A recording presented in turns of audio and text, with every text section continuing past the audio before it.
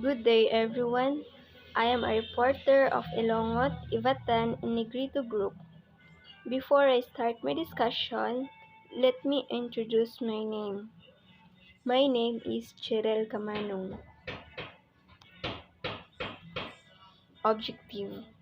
At the end of the session, students are expected to 1. Identify the origin, location, clothing, beliefs, and practices of the Ilongot, Ivatan, and Negrito peoples.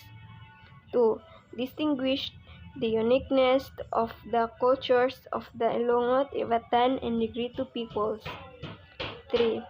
Point out the current issues and concerns of the Ilongot, Ivatan, and Negrito peoples are encountering and articulate the stance of every Filipino in the preservation of the uniqueness culture of the Ilongot, Ivatan, and Negrito peoples.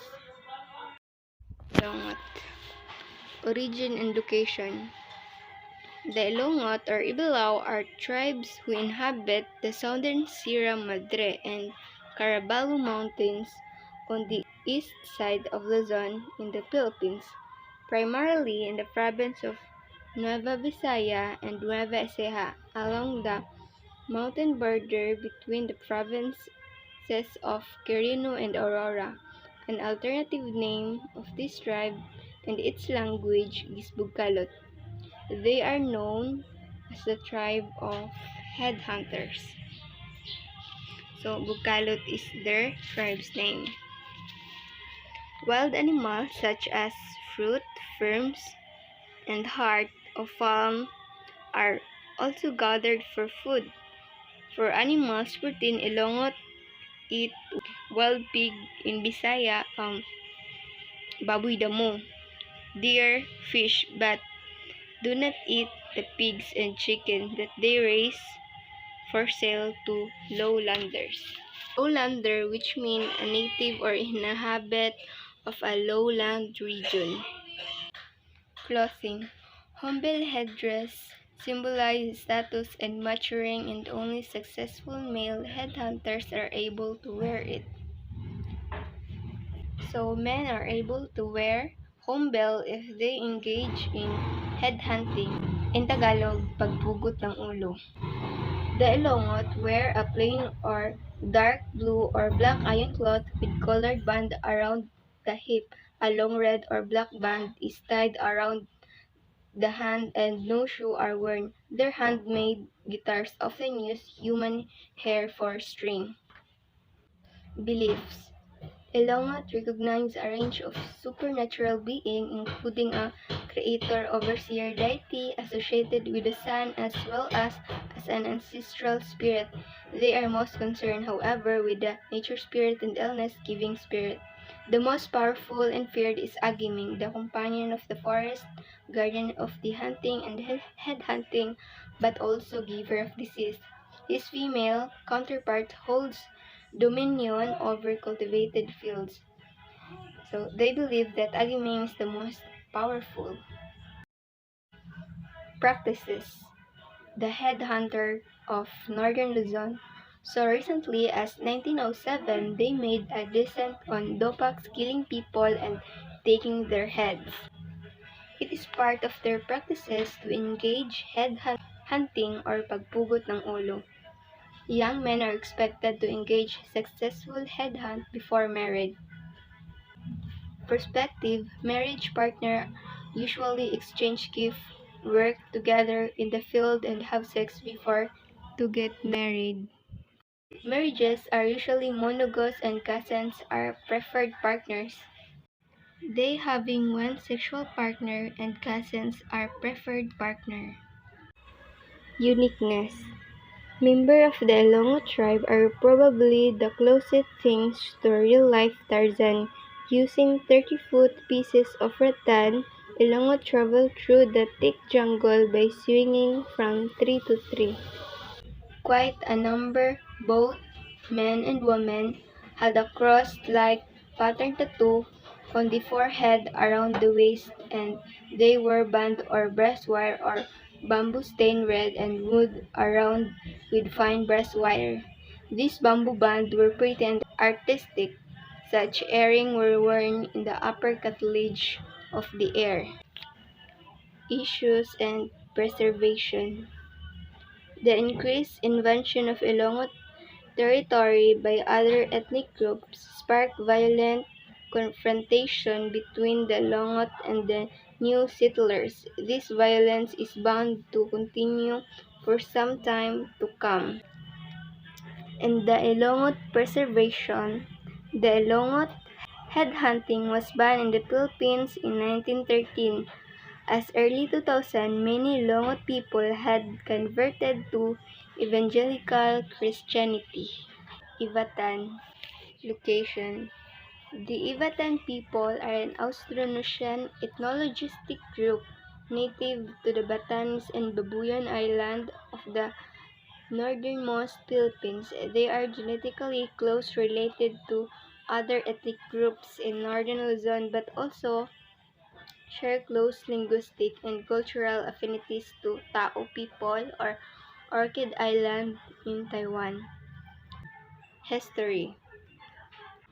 On June 26, 1783, Batanes was incorporated into the Spanish East Indies in 1786. Ivatan were forced to resettle in the lowland of Batanes. The Ivatan lived under Spanish rule for 115 years and gained their independence on September 18, 1898. However, June 6 is celebrated in Batanes as its founding day. Clothing. Due to the climate that Batanes has, the Ivatan wear a headdress called vakul. Vakul is made of grass, which they use to protect them from the sun and rain. Its length will cover the entire back against heat and rain. Ano siya?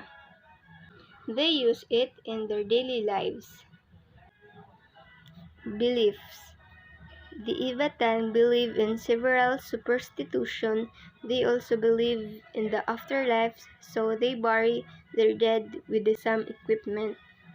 An example of this, the soul of the rich go to heaven and become the star, while the soul of poor wander the earth as a spirit. Only a small part of the Ivatans are Catholic. The majority of them believe in Anitus. They worship their ancestor we call Anitus. Kapay Vanua is a ceremony that is done every fishing season. They believe that there are beings who own and control the ocean. Practices. Due to severe climate disruption to their agriculture, Ivatan have developed numerous successful strategies to protect their food supply and way of life. Traditionally, because of the frequent typhoons and drought, they plant root crops able to cope with the environment. These crops include yam, sweet potato, taro, garlic, ginger, and onion, as they ensure high chances of survival during arid climate conditions. Their dish is not much different from food in Metro Manila. The only difference is that the ingredients used by Ivatan are rich in vegetable and fish. And some of the popular dishes in Batanes are uvod balls, similar to meatballs but made from the heart of a banana. Uniqueness. The Ivatan study the behavior of animals, sky color, wind, and clouds to predict the weather. Ivatan usually gather their animals and stay in their houses when they see that the cows take shelter from payaman, communal pasture, and birds taking refuge in houses or in the ground. A, a pink sky with an orange hue also herald a storm. So, muna ang mga timelhan. Ivatans live in house made of stone to protect them from the heat, rain, wind, wild animals, and other possible danger brought by the two seasons in the Philippines. There are also others who build huts and live there. Ivatan live in houses made of stone to protect them. Issue: climate and natural disaster. Ng issue. Ivatan people live in archipelago that is prone to typhoon, storm, surges, and other extreme weather events. In recent years, the frequency and intensity of this disaster have increased due to climate change, causing significant damage to home, infrastructure, and livelihood. Preservation: Ivatan people have unique cultural heritage that is threatened by modernization, globalization, and the influence mainstream Filipino culture. There is a concern that the younger generation may lose touch with their tradition and way of life if efforts are not made to preserve and promote Ivatan culture. Negrito, origin and location. The Negritos live in the mountain of Luzon and on the Philippines island of Palawan, Panay, Negros, Cebu, and Mindanao, also known as the Aita, Ata, Baluga, Batak, Dumagat, Mamanwa, Pugot. They are divided into approximately 25 widely scattered ethnologistic groups, totally about 15,000 people. They are believed to be the original inhabitants of the Philippines. Clothing: bark cloth, elder woman wear. So, kanang bark cloth made of panit sa kahoy. Iron cloth, elder men cloth. Bark cloth stripe, the old woman agta which passes between the leg and attached to string around the waist. Beliefs: Negritos are mostly animist, but some have been converted to Christianity. Those that are animist have incorporated into their beliefs. Practices: Many of these Negrito groups still live by hunting and gathering, trading wild meat and forest products to the Filipino farmers around them in exchange for rice or corn. Uniqueness: Negrito have dark skin, kinky peppercorn hair, and little body hair and small in size, although they are linked more closely genetically to Asian than Africans. Their appearance and traditional lifestyle are similar to that of the Pygmies of Africa. Aita. The Aita are Negritos that live in the jungles and mountains of Luzon. They have traditionally lived by hunting and gathering food in the highland and avoided mixing with the people in the valleys and city where most Filipino live, which they regard as a land of corruption. Some Aita believe that each person has a single soul, kaelwa or kalula, that can leave the body. If the soul leaves temporarily, it causes sickness. If it is leave permanently, it is cause death. And others say that a person has a multiple soul. If one leaves, a sickness results. If all go, death occurs. Agta. The Agta are a group of Negritos that live in a widely scattered areas of eastern Luzon, also known as Alta, Arta, Bauga, Dumagat, Negritos, Pugot. They are divided into 8 ethnologistic groups with a total member of around 7,000 people. They have traditionally been hunter and gatherers.